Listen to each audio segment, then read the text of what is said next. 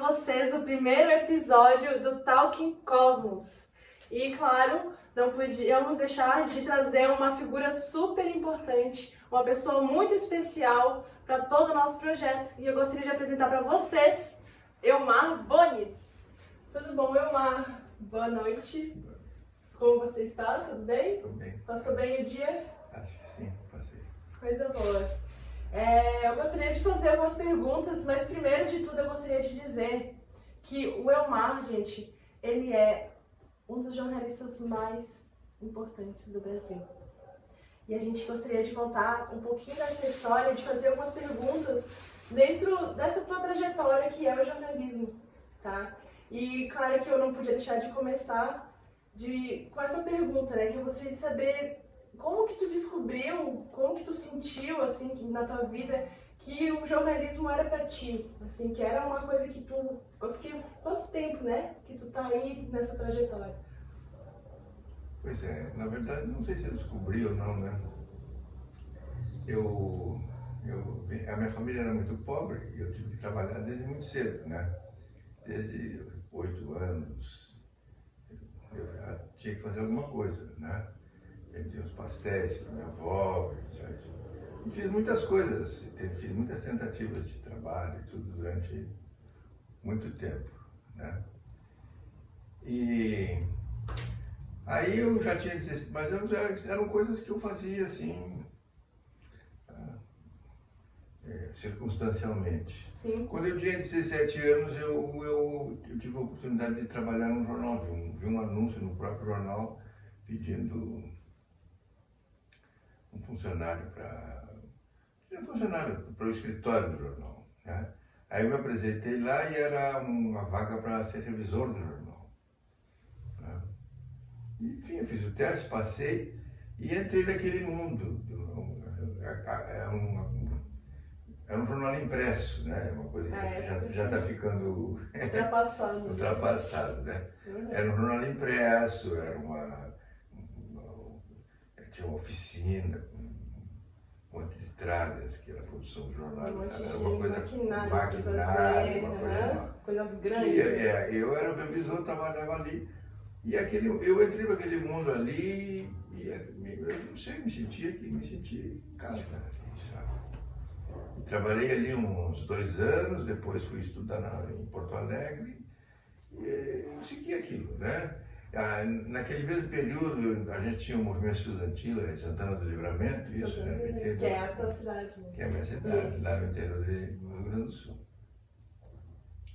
Então, a gente era envolvido com o movimento estudantil e tal, e a minha experiência de conhecer os caras do jornal e de trabalhar no jornal nos levou a querer fazer um jornal para o movimento estudantil, do qual a gente era, o Danilo Ucho, meu amigo, era presidente, meu colega, e decidimos fazer um jornal um jornal estudantil. Foi o primeiro jornal que eu me envolvi.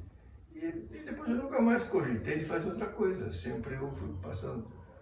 Fui a Porto Alegre estudar, fiz na faculdade. Ainda não tinha terminado o curso, fiz um teste num jornal lá e passei, entrei como estagiário.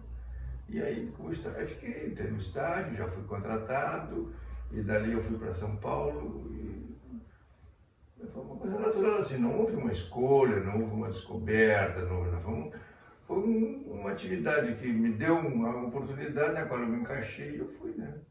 E é na qual eu estou até hoje. Até hoje, né, Vô? Não parou ainda. Então, e de toda essa história, eu gostaria de te fazer uma pergunta. Qual foi o momento, né, porque imagina, tu contou que foi jornal em São Paulo, Porto Alegre, tu fez o estudantil ali, né, com teus amigos em Santana, mas qual foi a história mais, assim, marcante dentro da tua trajetória no jornalismo? Olha, são muitos episódios, né? Porque ao longo do tempo, já faz tempo isso, né? Já tenho assim... Eu tinha 17 anos, né? Quando entrei numa redação. Estou com 78, já passou um bom tempo. Faça umas contas aí. Já passei por... Quando eu comecei mesmo no jornalismo profissional, Sim. era o tempo da ditadura, né? Ditadura militar. havia muita restrição na atividade jornalística, alguns jornais tinham censura, né? Sim. Tinha coisas que não podia falar e tal, e tal.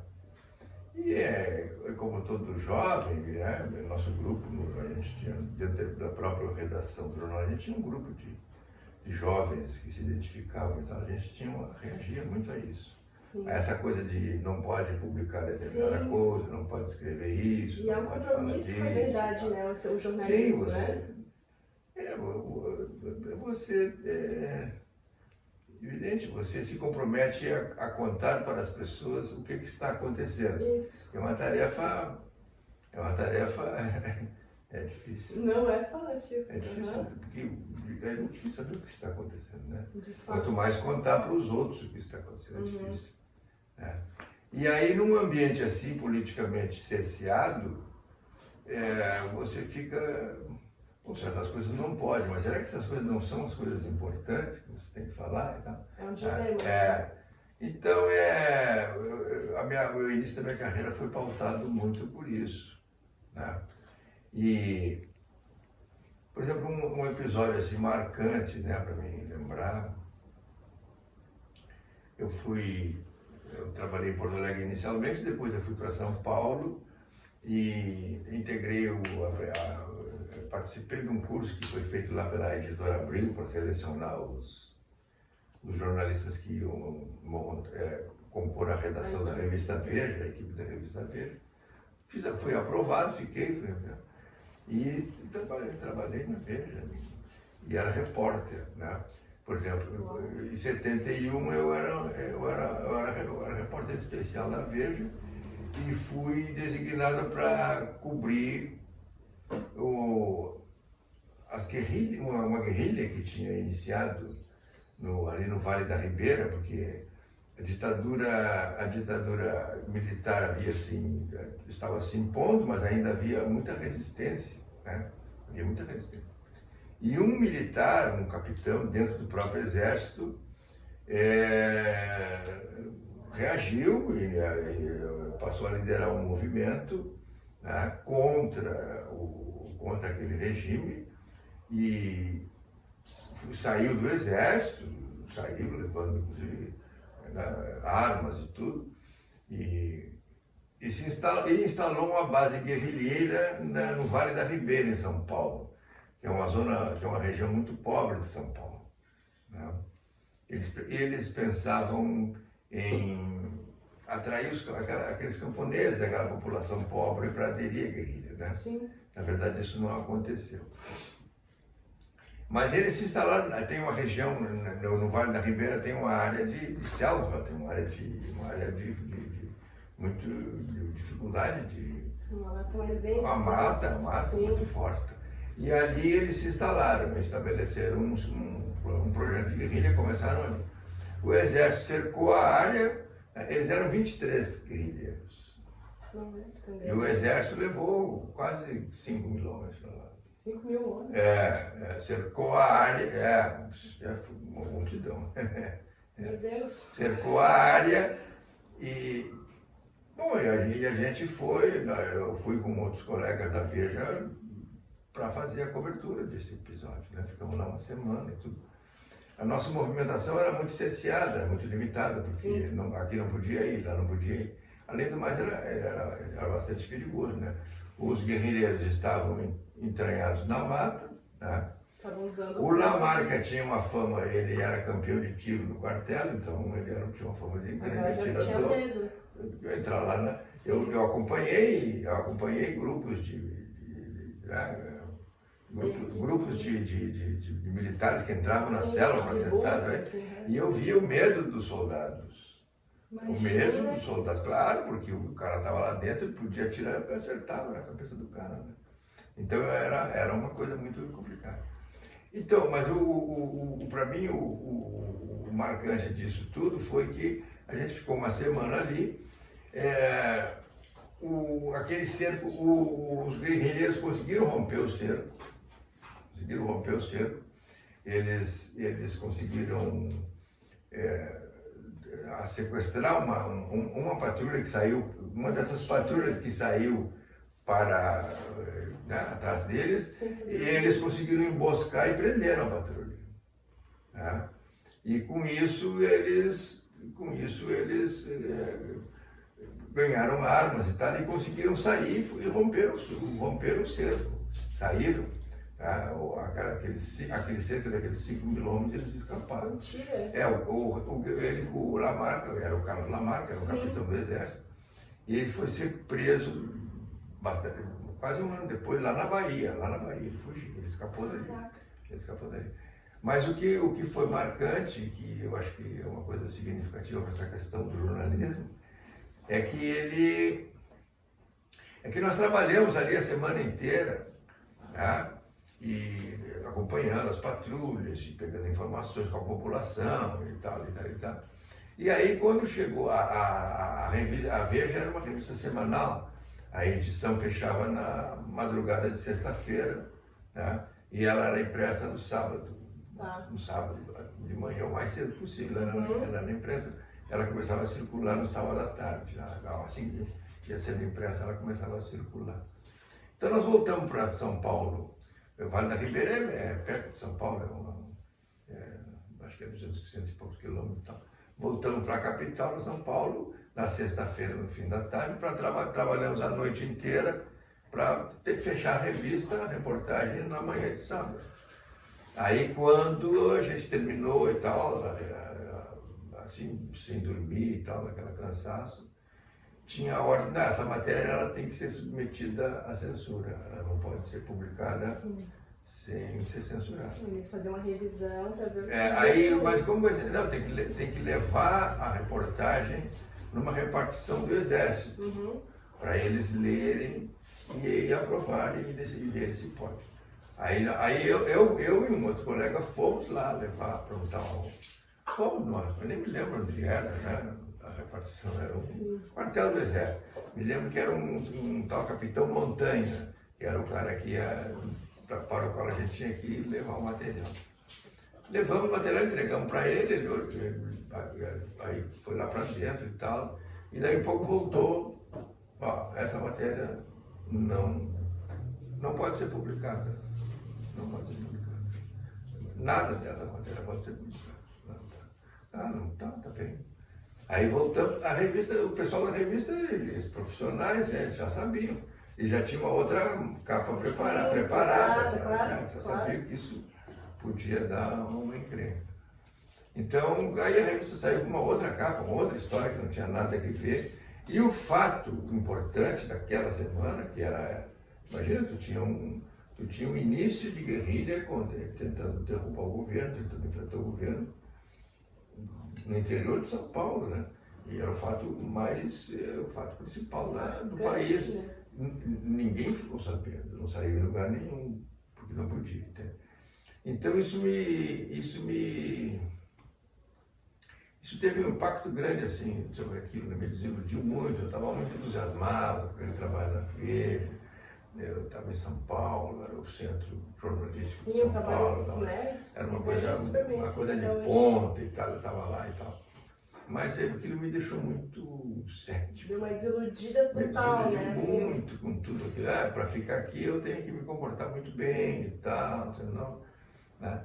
E aquilo me abalou um pouco, né? Me abalou. Tanto que pouco depois, eu acho que um ano e pouco depois, eu acabei saindo da revista, tá? Para buscar uma outra alternativa, porque a realidade da revista era aquela, né? Então ali eu tive essa experiência de que essa profissão de você se propor a contar o que acontece, não é fácil. Não é nada. Não só pela dificuldade normal, dificuldade de você contar o que acontece, você saber o que acontece, né? Você descrever as coisas, os acontecimentos, os fatos. Não só por essa dificuldade, mas ainda você enfrenta esses elementos externos. Não, você contou muito bem, só que essa história não pode ser contada. Sim. Ainda tem um limite do que pode ser contado ou não pode ser. E isso é o que eu me deparei a minha vida inteira, a minha carreira inteira foi sempre com isso, né? O que você conta e não pode, ou atinge grupos, atinge interesses, atinge coisas, e é difícil, né? Eu imagino. Então. Cara, tu falou assim, né, que tu fez essa parte das reportagens, então tu que ia atrás devia, tipo, ter diversos desafios nessas buscas, aí eu queria até, me deixou com vontade de saber, tipo, dentro de todos esses desafios, assim, que tu viveu, qual foi aquele que mais, assim, nossa, esse desafio aqui foi barra pra passar disso daqui, sabe? Tu acabou de comentar da questão do que era limitada, né? A forma como isso também foi uma dificuldade para ti dentro de toda a tua caminhada dentro do jornalismo. Sim. Mas esse é o teu maior desafio ou tem algo que ainda foi um desafio maior ali dentro desse trajeto? Eu nunca fui assim um repórter de ponta, assim, um cara das grandes matérias, coisas investigativas e tal, né? Uhum. Eu sempre acreditei mais no jornalismo como uma prática permanente de acompanhamento dos fatos. Um acesso à comunicação. Porque as grandes investigações e tal, elas são muito importantes, elas revelam coisas, né, que ninguém sabia e tal. Mas elas são coisas esporádicas e elas trabalham em cima do que já aconteceu, né? Eu sempre vi mais eficácia num jornalismo mais cotidiano, Sim. sabe, que acompanha o que está acontecendo e permite que a cidadania, que as pessoas, que os leitores acompanhem o que está, se situem perante o que está acontecendo. E é um registro desses fatos um registro também, né? disso, né? Uhum. E isso é uma coisa extremamente difícil e é onerosa, né? E ela não, hoje ela é uma carência muito grande, sempre foi uma carência muito grande em todos os níveis, né? Porque a informação, a informação é o combustível que move a sociedade, é a informação. Uhum. É a informação. É através da informação que você toma posições, através da informação que você compra determinada coisa, através da informação que você se posiciona, através da informação que você... meu ônibus vai sair agora, às 13h30, essa informação você vai para a parada. Então, informação é tudo. Não é? E, no entanto, é difícil você definir qual é a informação que é essencial do ponto de vista da sociedade como um todo, da cidadania. Aquela informação que vai permitir com que as pessoas, com que a cidadania se posicione, entenda o que está acontecendo e tome posição e participe. Porque como é que a pessoa... Nós temos uma democracia, digamos assim, entre aspas, né? A democracia implica que a cidadania, que haja uma cidadania, haja um conjunto de grupos sociais que participam da vida política e das decisões políticas. É necessário, a gente não vive sozinho, né? A democracia não consegue se estabelecer, se exercida, se não acontecer isso. Uhum. Tá? E essa é a coisa mais difícil, porque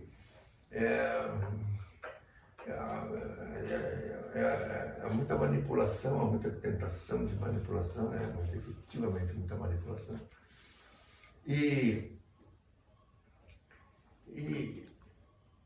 os meios são muito limitados, tá? Os meios de comunicação são limitados, porque a informação é necessária assim para a vida, desde as pequenas comunidades, dos municípios, das cidades, dos estados, dos países. Ela é em vários níveis, né? Sim. Uhum. E ela é uma carência, ela é uma demanda não atendida em todos esses níveis, tá? Ela é uma demanda não atendida em todos esses níveis, tá?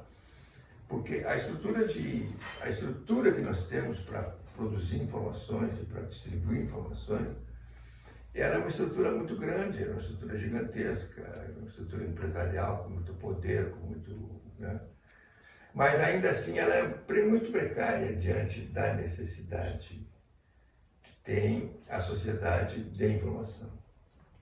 as comunidades, de informação, de saber o que está acontecendo de seu interesse e que ela poderia interferir, que ela poderia agir, que ela poderia ter uma atuação e que ela não sabe, ou sabe depois que aconteceu. Ou sabe, tá?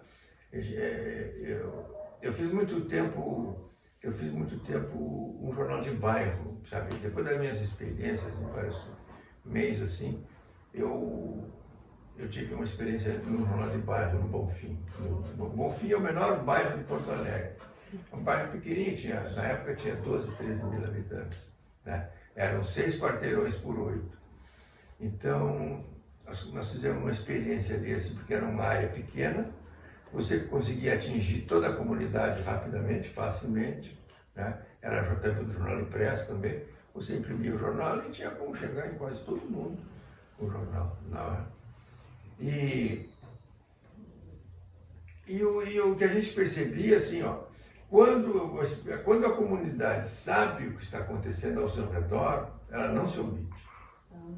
As pessoas não se omitem. Toda a questão da omissão das pessoas, da falta de participação das pessoas em relação à questão política e à questão da vida social, sim, decorre da falta de informação. É verdade. Quando elas têm a informação do que está acontecendo ao redor delas, e que elas podem interferir, que aquilo vai interferir na vida delas, elas se mobilizam.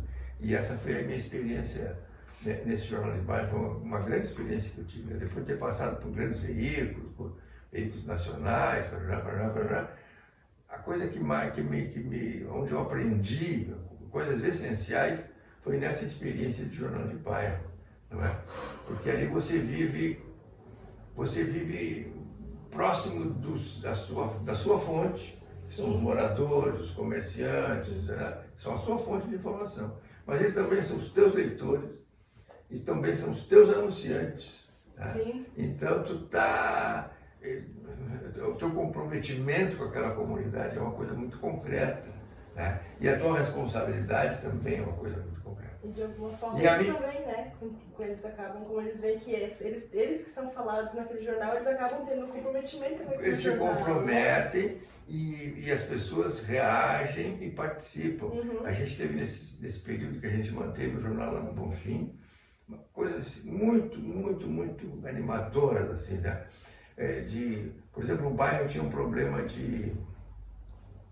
O bairro Bonfim era um bairro, espécie de um bairro boêmio de Porto Alegre. Né?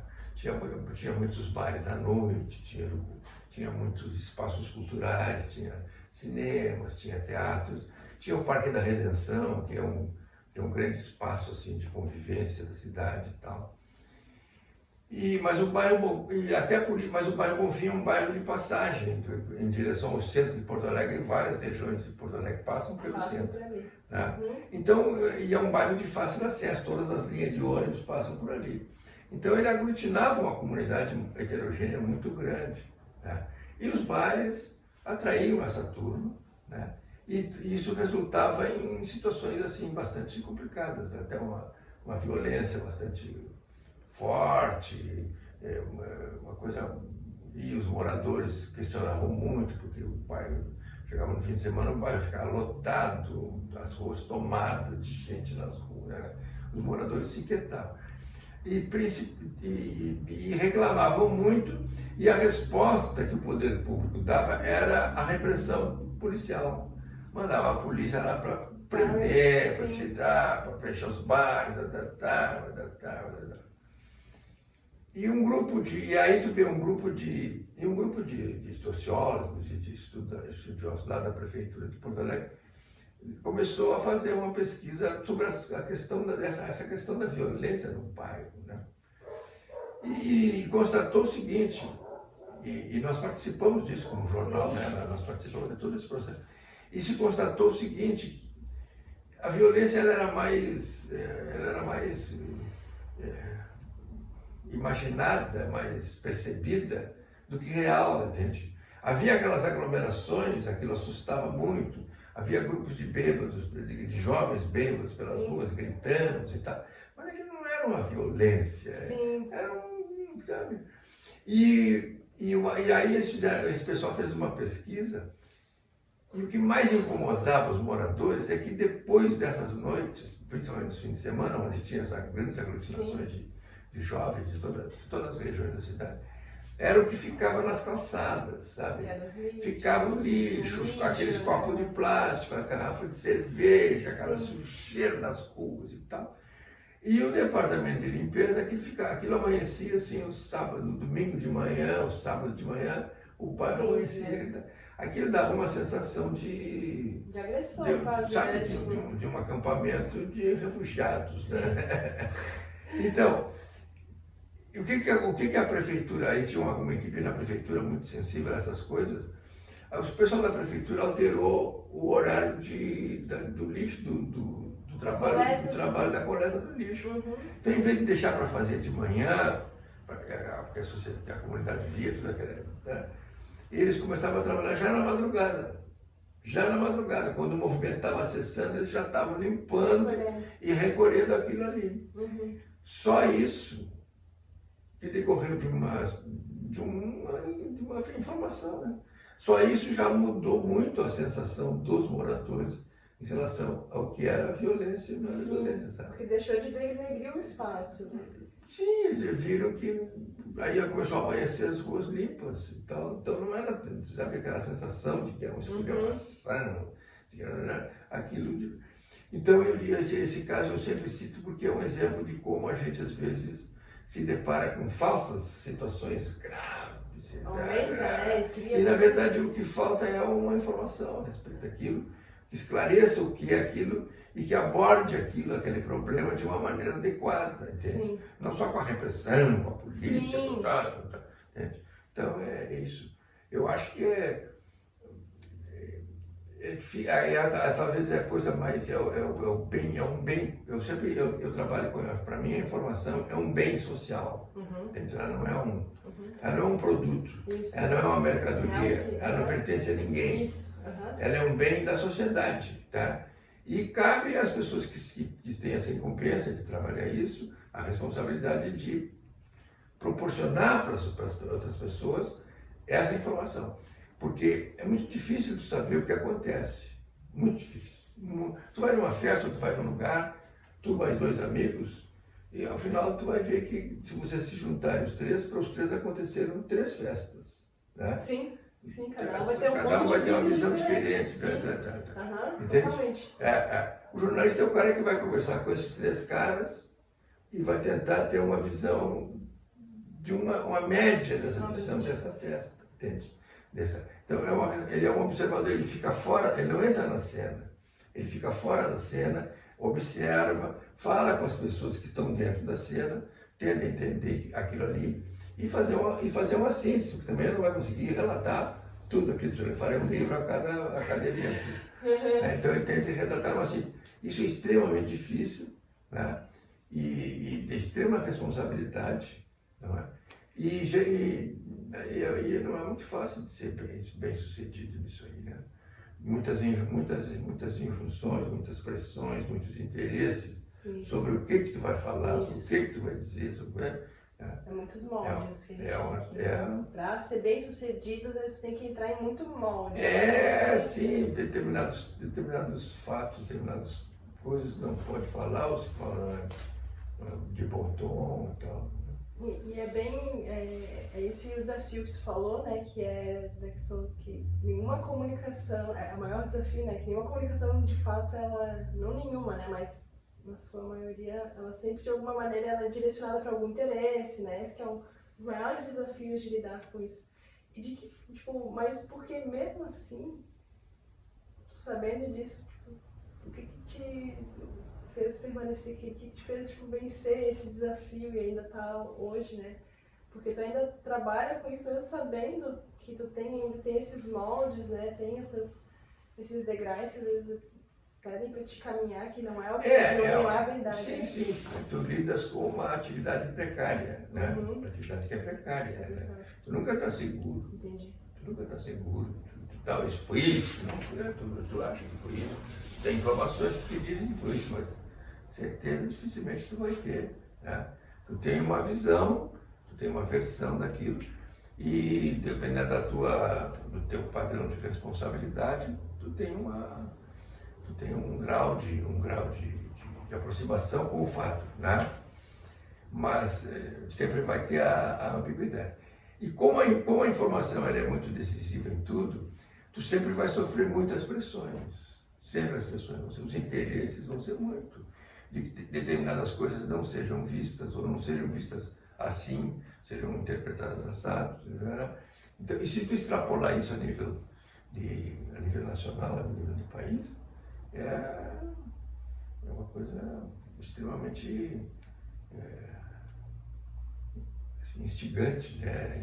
Inquietante. Então, acho que pode-se dizer que uma das formas de superar isso é tu nunca estar confortável, sabe? Tu não ia buscar aquele conforto, assim, tu tá sempre... Eu consigo me manter nessa atividade porque eu acho que alguma coisa tu consegue contribuir, por mais precária que seja a tua atividade. Em primeiro lugar, ela é uma coisa indispensável. Sim. Tu não vai ter uma sociedade organizada, com um certo padrão de democracia, um certo padrão de convivência, se tu não tiveres um sistema de informações confiável para que as pessoas possam se situar dentro de tudo. Né? Isso não é inevitável, tem que ter. Tá? Então, se é uma atividade assim, essencial, alguém tem que exercer. Alguém tem que exercer. Tá, ela é precária, ela é muito difícil, ela é questionadora, ela é desafiadora. Mas eu, por exemplo, com o passar, com o tempo, com a atividade, com a experiência que tu vai desenvolvendo, tu vai achando caminhos de, pelo menos, cumprir essa função minimamente. Entendi. Minimamente, né? Claro, tu vai sempre te sentir frustrado, porque a informação que tu vai passar é sempre precária, sempre é menos do que seria importante, né? Que a sociedade soubesse. Mas é alguma coisa. E essa alguma coisa é o que nos permite evoluir. A gente não está a gente vive, a gente tem, hoje nós temos no Brasil um certo solavanco, assim, a gente vive os retrocessos, a gente vive as coisas, vive as coisas negativas, períodos negativistas e tal. Mas se for olhar no conjunto, eu acho que há uma evolução.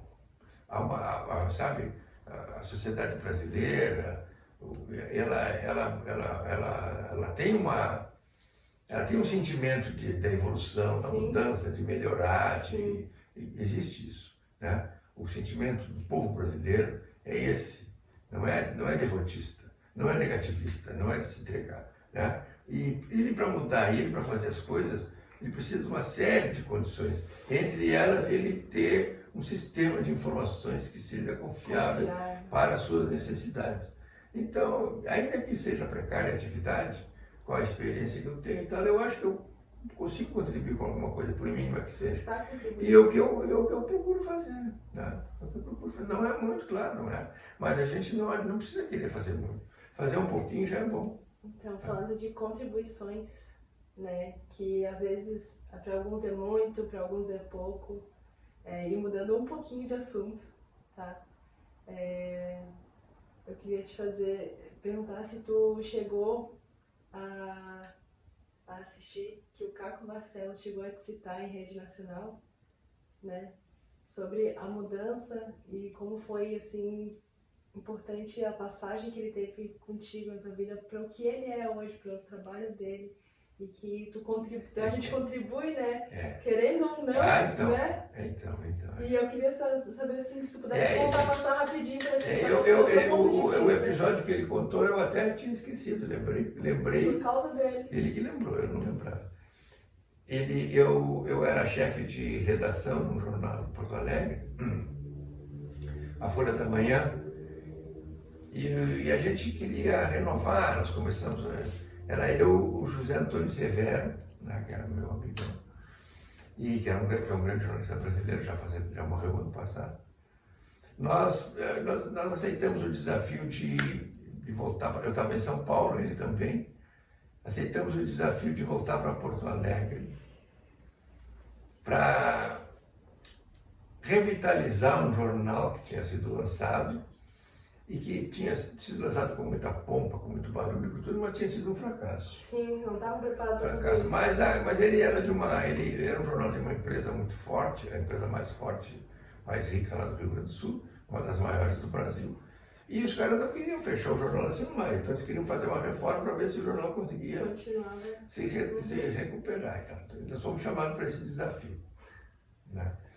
Então aí chegamos lá e era uma redação assim, com profissionais já antigos e tal, alguns velhos, e muitos deles eram funcionários públicos e tal, já um pouco acomodados e tal. Então nós decidimos abrir algumas frentes para renovar aquele ambiente, renovar. Então fizemos um chamamento nas faculdades de jornalismo de Porto Alegre para o pessoal que estava na universidade se formando. Sim, precisava de estágio. Para vir fazer estágio e a gente fazer uma seleção de repórteres. E se apresentaram, acho que uns 6 ou 8 estagiários se apresentaram, e entre eles se apresentou o Caco. O Caco Marcelo, que era uma figura muito especial. Ele era muito tímido, assim, ele vinha, ficava de longe e tudo. Mas ele muito sem experiência nenhuma.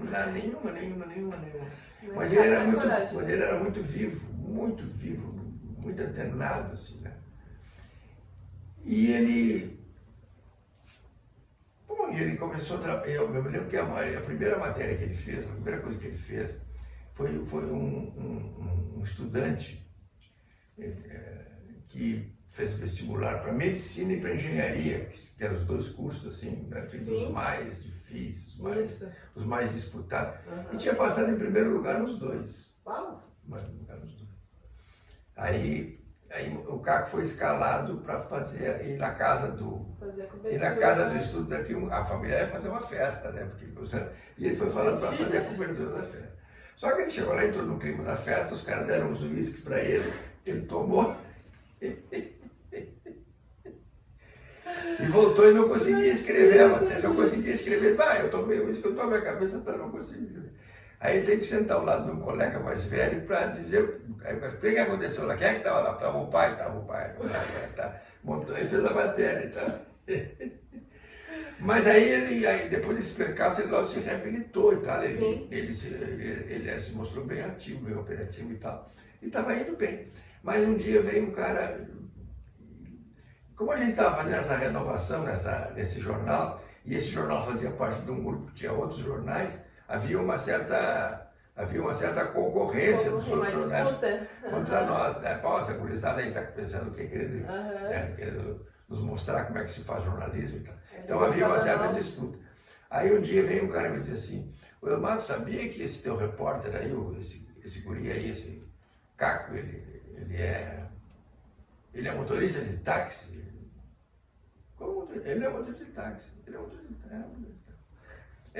Aqui tem um ponto aqui na esquina aqui da avenida, aqui, na praça aqui do centro de Porto Alegre. E o táxi dele é ali. Porque lá tu vai, certa hora tu vai lá, acho que tá. Eu disse, vou falar com ele, né? Vou falar com ele. Aí já surgiu, aquele zum, tem que demitir, o cara mentiu, o cara escondeu, Aí eu acabei descobrindo que o Caco não era nem estudante de jornalismo, ele tinha mentido completamente. Ele era estudante, acho que de economia. Mas ele tinha sido trazido pelo Jefferson Barros, que era um grande jornalista, muito amigo meu, um cara de extrema confiança, e disse assim: "Olha, esse garoto aqui, esse vai ser bom, pode ter ele vai ser bom." E ele ficou. E ele estava, desse início assim, meio atrapalhado e tal, ele funcionava bem. Não, ele era um cara que pegava um ônibus, pegava do ônibus do início do ponto de partida do ônibus até o fim da linha e voltava, e ele fazia uma matéria, observando as pessoas e tal. Ele tinha essa sensibilidade. Aí fazia uma sensibilidade. Aí chamei e disse assim: "Vem cá, cara, tu é motorista de táxi?" Pois é, eu sou. Imagina o jeito dele. Como? Mas que o meu pai é motorista de táxi. Sim. Meu pai é motorista de táxi. E as horas que ele não está no táxi, eu pego, porque a minha família é pobre, a gente, tá? Eu preciso trabalhar e tal. E aqui o estágio era uma graninha pequena. Eu preciso trabalhar. Então, nas minhas horas vagas, eu fico em táxi. Eu digo, mas há quanto tempo tu faz isso, cara? Há 5 anos. Pô, então tu tem uma experiência da vida da cidade que ninguém tem aqui dentro, né? Então é o seguinte, eu vou te dar uma chance. Tu vai escrever uma matéria sobre essa tua experiência como taxista. E as pessoas que tu pega, e aí ele trouxe. Aí foi, um dia ou dois ele apareceu com a matéria. Ele era tão tímido e tão encolhido que eu que era o chefe da redação, não sabia o nome dele direito. O pessoal chamava ele de Caco. Marcelo. Então, aí eu disse, tá, ele escreveu a matéria, disse, assina o teu nome, eu não queria perguntar o nome dele, eu não queria dizer que eu não sabia, né? Assina o teu nome. E ele botou Caco Marcelo. Aí eu mandei para a oficina, para baixar a matéria para o jornal. Sim. E aí isso saiu no outro dia, uma matéria com a assinatura de Caco Barcelos. E aí, porque na verdade o nome dele é Carlos, não sei o que, Carlos Barcelos. Carlos Barcelos. A partir daí ele ficou Caco Barcelos. Fico conhecido. Mas ele é um cara diferenciado desde o início, um cara diferenciado. Não, que história muito bacana. E eu, para mim ter tido essa atitude foi uma coisa que me é muito gratificante, né? Porque eu estava pressionado ali, a tendência era, mentiu aqui para nós. E ele acabou confessando que nem era estudante de jornalismo, né? Manda embora. Na mesma hora? Não, ele ficou. E aí ele ficou um tempo ali, depois ele foi embora, foi para São Paulo. Sim, aí fez a história dele. Fez a história dele, né? Então É Cláudio o nome dele. Cláudio? É Cláudio, né? Marcelo. Cláudio Marcelo. É Carlos. Eu falei Carlos, é Cláudio Marcelo. Ainda é conhecido como Caco Marcelo. Eu não sabia exatamente, a minha dúvida era essa, eu não sabia o nome dele. Sim. Na redação era chamado Caco. Só chamava Caco. Famoso Caco. Eu vou aproveitar esse gancho que tu falou da questão que tu renovou a equipe, né? Que tu chegou e fez essa reestruturação no jornal. Eu queria te fazer uma pergunta exatamente que tem a ver com trabalhar em equipe. E o jornal, ele é um grande negócio, né? Então, e como tu trabalhou muito com equipes, como o jornal, ele é um negócio, né, bem consistente, que precisa de toda essa direção. Qual que é o segredo dessa estrutura, para fazer essa estrutura funcionar?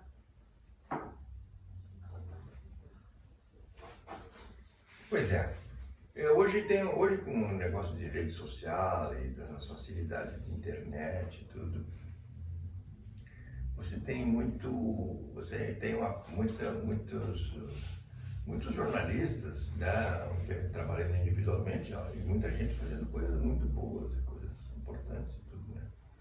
Mas a minha concepção do jornalismo eu digo que ele é um esporte coletivo. Um esporte coletivo. É um esporte coletivo. Só o futebol talvez seja mais coletivo.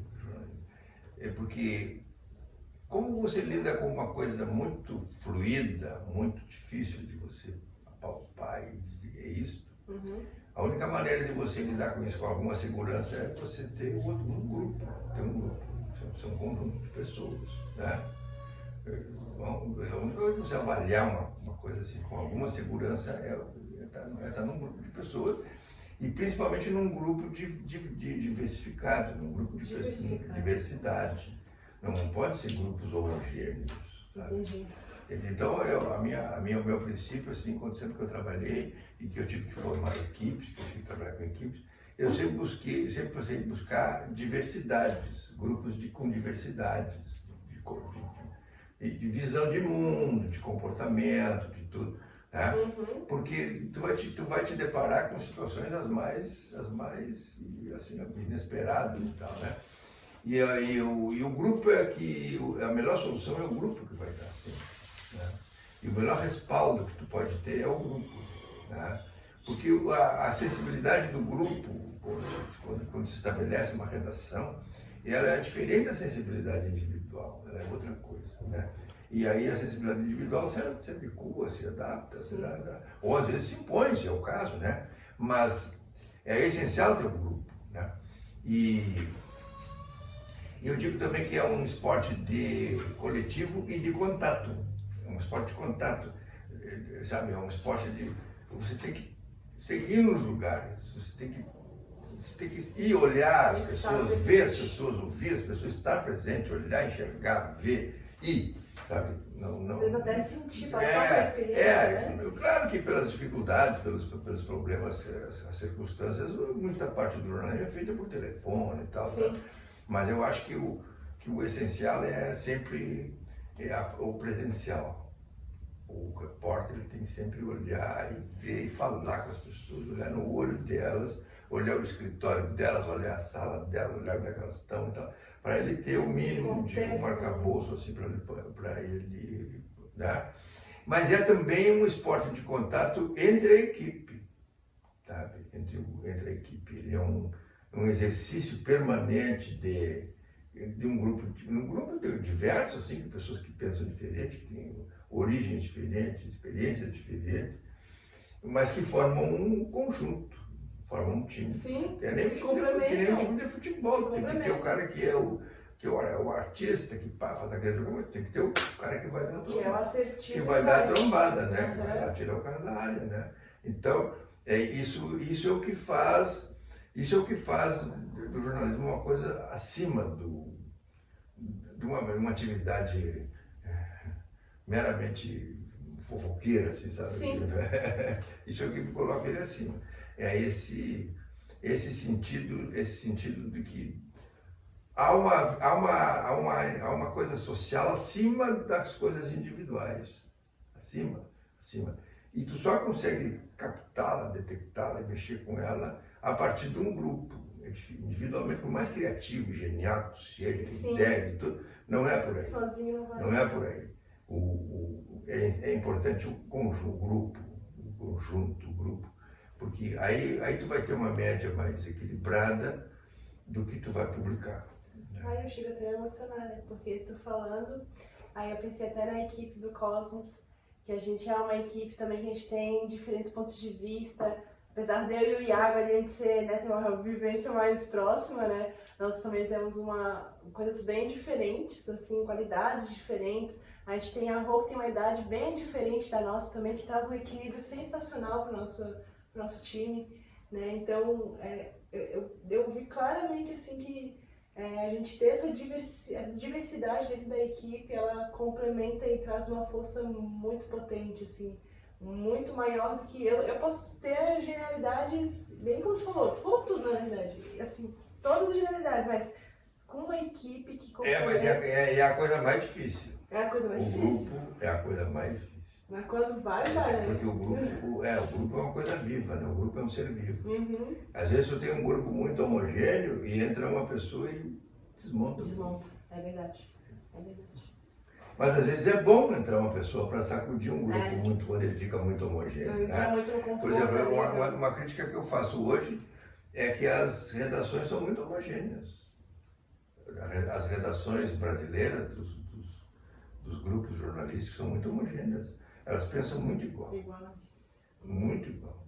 Sabe? Elas têm determinadas certezas, determinadas verdades, determinadas coisas que são comuns a todo mundo. Isso. E na verdade, se tu for olhar bem, não são certezas, não são verdades, não são nada. Entende? Então, eu vejo que nós temos esse problema, um problema muito sério. E esse problema, no caso brasileiro nosso, que a gente está vivendo a gente no Brasil está vivendo um grande desafio, né? Eu acho que é um momento de grande desafio.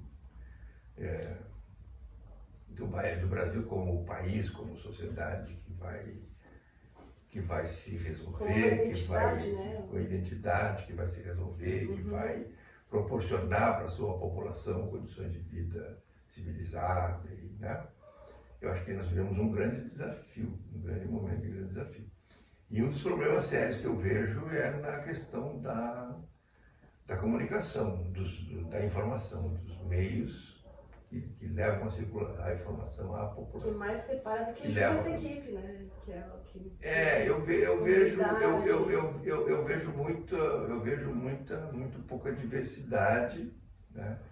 Primeiro que tem uma carência muito grande de informações essenciais que não estão em jogo, não aparecem, não são assunto, não são tema, não são pauta, como se diz, né? Grandes informações importantíssimas que seriam fundamentais, não estão. E o segundo é essas coisas, esses grupos homogêneos que pensam a mesma coisa sobre as questões principais, eles pensam tudo igual, né? Te dou um exemplo. Hoje no jornalismo brasileiro, nas grandes redações brasileiras, há um consenso, há um pensamento único de que o problema do Brasil é reduzir a questão do Estado, equilibrar as contas públicas, é cortar o orçamento, é diminuir custos com funcionários, é privatizar as empresas, como se isso fosse uma verdade. E isso é uma mera teoria econômica, que não tem dado certo, ela tem sido aplicada e não tem dado certo, mas, no entanto, todo mundo, os detentores do poder de opinião nos jornais, nas revistas, nos sites, nos blogs, né? De um modo geral, pelo menos no sistema convencional de comunicação, é uma unanimidade a respeito disso, né? Não, o Estado é ineficiente, a iniciativa privada, a empresa que é eficiente. Isso não é uma verdade universal. Sim. Em muitos casos não é verdade, entende? Mas é uma verdade universal. Então, isso é estranho, porque uma coisa essencial nesse negócio da comunicação é tu teres os questionamentos das coisas. Não é tu aceitar uma verdade absoluta e segui-la, né? É tu aceitar, tu entender, ver uma verdade, mas em algum momento ela tem que ser questionada. Porque a verdade ela é sempre uma coisa provisória. Isso. Entende? Entendo. Ela é provisória, ela nunca é uma coisa fundamental, absoluta. Não é absoluta. Não é absoluta. Ela é verdade por algum tempo mesmo, na ciência. A ciência não é uma verdade científica. Mas a verdade científica dura um tempo, de repente ela é revista e não é mais ela. Entendeu? Outra coisa. Então, eu vejo assim, com muita preocupação esse pensamento único, né? No Brasil, por exemplo, o governo eleva os juros para combater a inflação. Todo mundo aplaude, não, tem que combater a inflação, tem que elevar o juro para combater a inflação. Mas o tipo de inflação que o Brasil tem, que é uma inflação de demanda, porque é uma inflação de custo, porque são os custos da energia, o custo do combustível, o custo dos alimentos. Isso é o que está gerando a inflação. Se aumentar juro, não vai melhorar isso. Não vai piorar. Vai agravar. Mas, no entanto, é uma política que está sendo adotada e os jornalistas, a maioria dos que opinam aí, que tem poder e força de opinião, propagam essa ideia, entende? Que é um caminho teórico, é um caminho que segue um economista, tá? Ele está lá, é uma proposta dele, o plano dele, mas ele tem que ter um espaço para o questionamento, para o debate sobre essa ideia, né? Porque de repente ela não é mais válida. E o resultado disso, né? Já está sendo aplicado, o resultado não deu certo, tem que reavaliar, voltar e fazer uma nova solução adaptada. Eu achei maravilhoso todos os assuntos que a gente veio abordando aqui, a história que tu veio fazendo. E eu gostaria até, na verdade, de falar uma coisa aqui pro pessoal que eu acho que a gente nunca falou, tá? Que, na verdade, o Elmar, eu acho que você já deve ter percebido que ele é meu avô, que eu chamei ele de vez sem querer, de tão acostumada no meio da reportagem, eu chamei ele de vô algumas vezes. Eu não consigo evitar, gente. Mas ele, na verdade, ele é o grande patrocinador desse nosso sonho, que é o Cosmos. O espaço que a gente faz, na verdade, quem nos dá essa oportunidade é ele, tá? E eu gostaria de te perguntar o que tu tá achando, assim, desse nosso movimento, assim, nós, o cosmos, aqui nesse espaço que é o teu lar também, né? Achando ótimo, É? ótimo, excelente. Claro, porque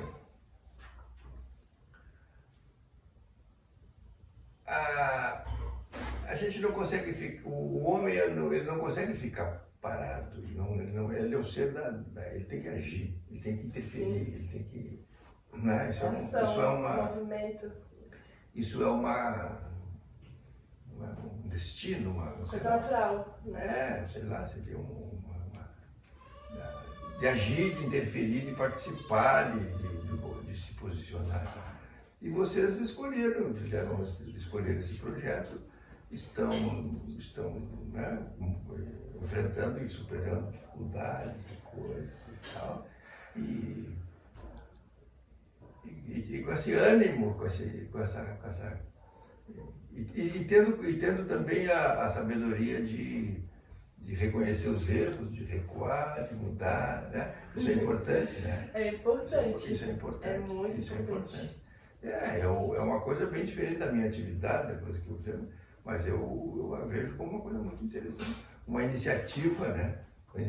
Uma iniciativa, porque é fundamental, de interferência. Né? Eu acho o seguinte, o homem,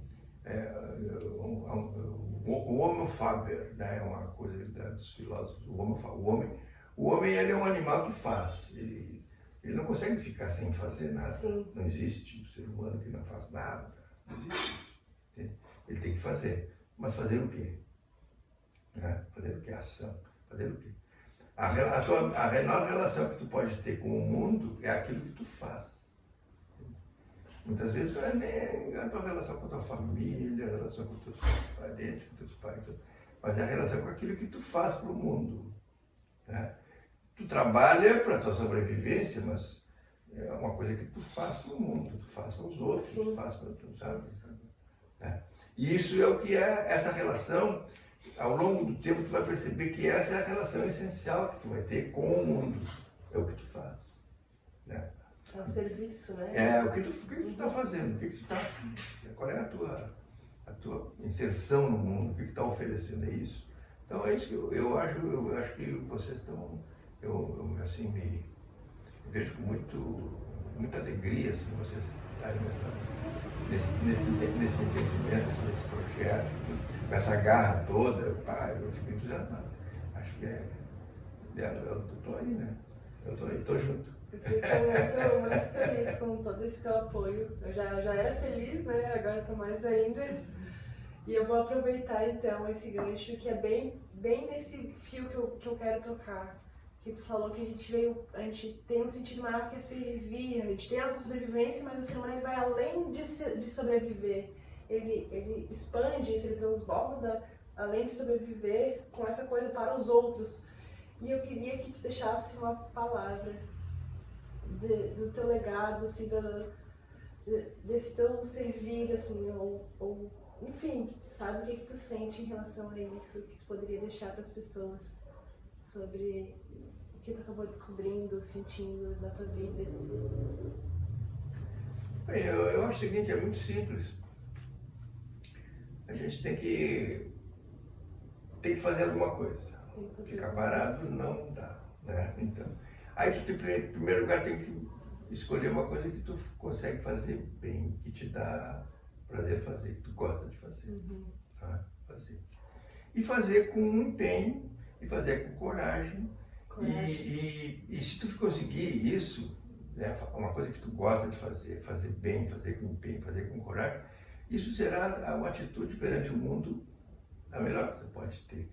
E certamente ela vai ter um resultado muito bom, muito bom. É aquela contribuição que às vezes a gente não pode ser pequena, pode ser, não precisa ser uma coisa assim que tu vai mudar o mundo, não vai mudar o mundo. Mas pode ser pequena, pode ser a mesma coisa. Mas tu faz aquilo com a tua consciência, faz com entusiasmo, faz com franqueza, faz com alegria, faz com sinceridade. Funciona. Às vezes não muda o mundo, mas muda a vida de alguém. Né? A tua, pelo menos. Ai, muito obrigada. Eu ia falar muito obrigada, avô. Muito obrigada, mamá. Né? Que é avô, que é pai, que já foi filho também. Tá bem. Muito obrigada Tá por bom, essa querido, entrevista. Tá bom. Muito, muito agradecida. Nosso Tá bom. convidado de honra aqui do espaço. Então, Dá um tchau pro pessoal. muito prazer aqui ter inaugurado essa. Essa inauguração é o primeiro talk É um show. privilégio total, me sinto, Com uma presença sinto séria. muito honrado. Muito obrigado. Muito obrigada, gente. Um beijão para todos.